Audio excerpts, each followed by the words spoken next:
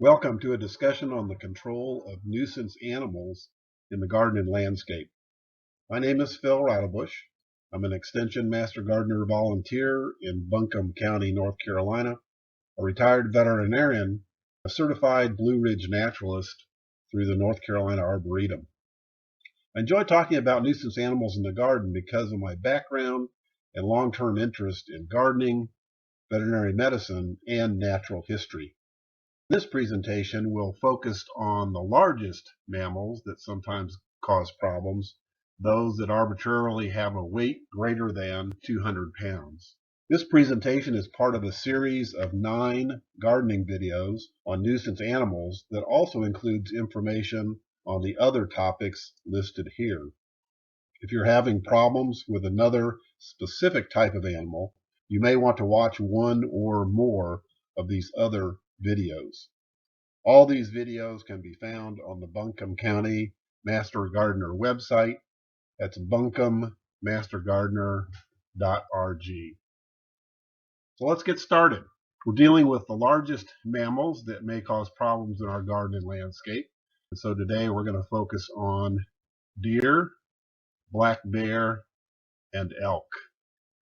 Deer are described as a browsing keystone herbivore. A keystone species is one that through its population density and its behavior has the ability to shift the composition and structure of plant and animal communities. Deer are considered a keystone species because when their population density is high and because of their browsing behavior, they have the ability to shift the composition and structure of plant communities in the environment in which they live. Part of this is related to the fact that they also cause year-round damage. It's important to remember that deer don't hibernate in the winter, so during the cold months when other vegetative material is not available, they'll oftentimes cause extensive damage on shrubs, trees, and other plant material. White-tailed deer population has exploded tremendously in the last 100 plus years. It's estimated that the white-tailed deer population in 1890 was around 300,000 individuals. Through stricter hunting laws and through wildlife management operations, it's estimated that white-tailed deer today, there are over 30 million individuals. White-tailed deer primarily populate the eastern two-thirds of the continental United States, whereas mule deer and black-tailed deer predominantly occur in the western half of the United States. Deer have a somewhat unique structure to their skull, which influences their feeding behavior. You can see from the picture of this skull that they only have incisor teeth on the lower jaw or mandible. And because they have no incisor teeth on the upper jaw, they primarily feed by tearing vegetation rather than cutting it cleanly. So what you will see with browse damage from deer is it will be a very ragged appearance as shown in this upper right-hand picture. Browse damage usually occurs from about 6 to 70 inches above the ground, but you can see in the two lower pictures that deer can stand on their rear feet and they can get much higher in both trees that have active vegetation and certainly can get much higher in the winter and cause browse damage in shrubs and trees quite a few feet off the ground. Deer also feed on a variety of other vegetative material in our gardens and landscape. They really enjoy sweet corn, small grains, and vegetable crops.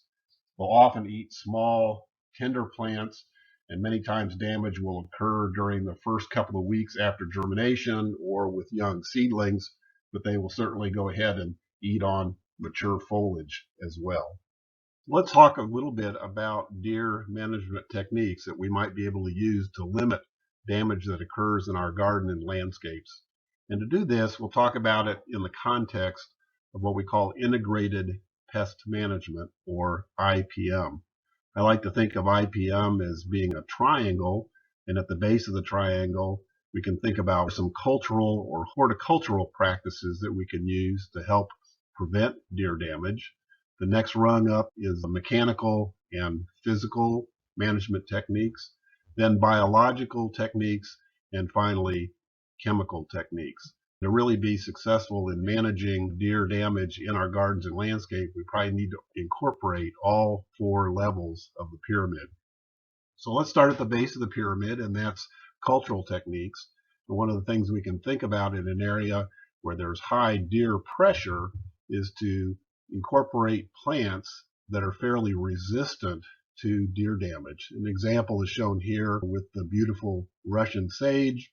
Russian sage is very resistant to deer damage. On the other hand, there are plants like hostas that are shown here and tulips that are almost like candy to deer, and they are oftentimes going to be damaged by deer browsing. If you're interested in more information about planting deer-resistant landscapes, there's a companion video in this series on nuisance wildlife about using deer-resistant plants in the landscape. Again, you can find that at buncombemastergardener.org. What that video does is go through a series of examples of plants that are categorized by their resistance to deer damage. This comes from information put out by Rutgers Cooperative Extension and Research, their bulletin E271, and it lists over 400 plants as to their susceptibility level for deer damage. So again, if you're interested in deer-resistant plants in the landscape, see this bulletin and also watch the accompanying video. So we've talked about deer-resistant plants. Now, if we move our way up the triangle of integrated pest management, the next level would be physical deterrence, where you can certainly use motion-detected water sprays or strobe lights. They can be successful for preventing deer from causing damage. Fencing is probably the most important technique that can be used. Fencing significantly reduces deer damage if it's installed and maintained properly. That typically is an 8-foot barrier or using 2 barriers of a lower height. There is an excellent website called deerfence.com that's a commercial site that will give you some good ideas of the type of fencing alternatives that are available for deer. As I said earlier, typically an 8-foot barrier has been the recommended height, but it's also been found that 2 barriers of lower height and less significance can still be a barrier to deer. So again, in integrated pest management, we've talked about cultural techniques, we've talked about mechanical and physical techniques or management techniques. Next, we'll talk about biological and chemical control. Probably the best biological control are domestic dogs. If you have domestic dogs in your neighborhood or in your yard, it can be a deterrent for deer. As an example, my daughter and her family live in western North Carolina. And they live in an area that has quite high deer pressure. They have 2 dogs that spend a lot of time in a fenced-in backyard. When the dogs are in the yard and when the dogs are at home, they have very few deer problems.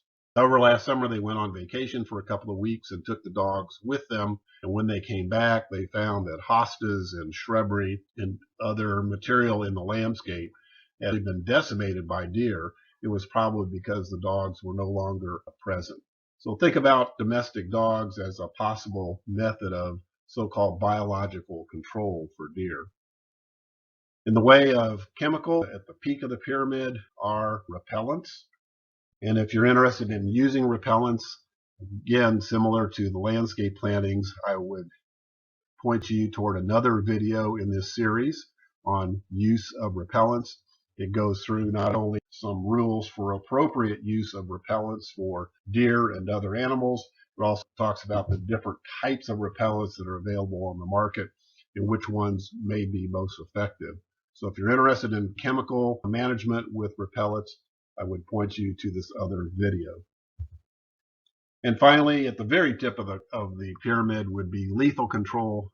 And certainly there are prescribed hunting season, and damage-causing wildlife can be shot or trapped out of season without a permit, but you have to contact the local wildlife conservation agent. Next, we'll talk about the black bear.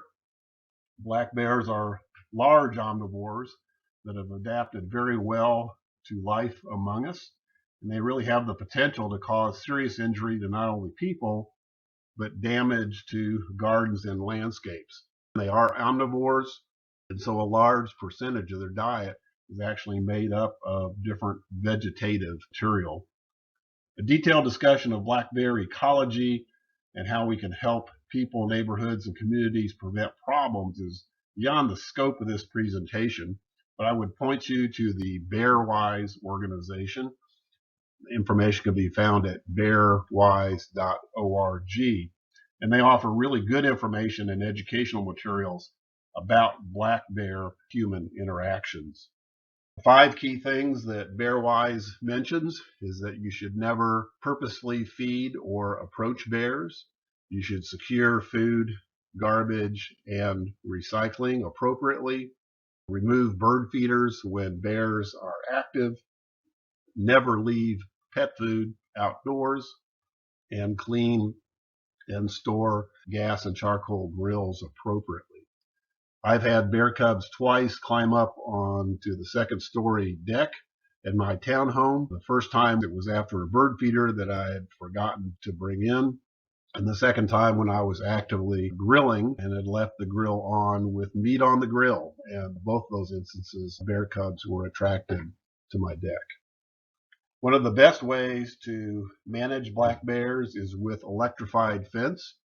I have a friend who lives in South Lake Tahoe, California. These are pictures from California where the black bear population is quite high. Not only do they have problems with black bears in their gardens and landscape, but the bears will try to come in through windows and doors and enter the house in search of food. And what they found is electrified fencing is very effective. Bears don't like electrified fence at all. And this shows you some examples. The picture on the right is electrified fence that's been placed not only around the house, but around the beehives that are next to the house. The upper left-hand picture is actually an electrified mat or grate that sits in front of the door that will give a shock to the bear if it tries to come up to the door. And then finally, they do have electrified, not really what we would call cattle crossings, but electrified bear guards in the community to try to mitigate bears coming through the community. So again, electrified fence options are also an alternative for bear management. And the final species we'll talk about are elk. Elk is the largest of the deer species. Adult white-tailed deer typically have adult weight of about 150 to 300 pounds, whereas elk will have an adult weight somewhere between 450 and as much as 1,000 pounds.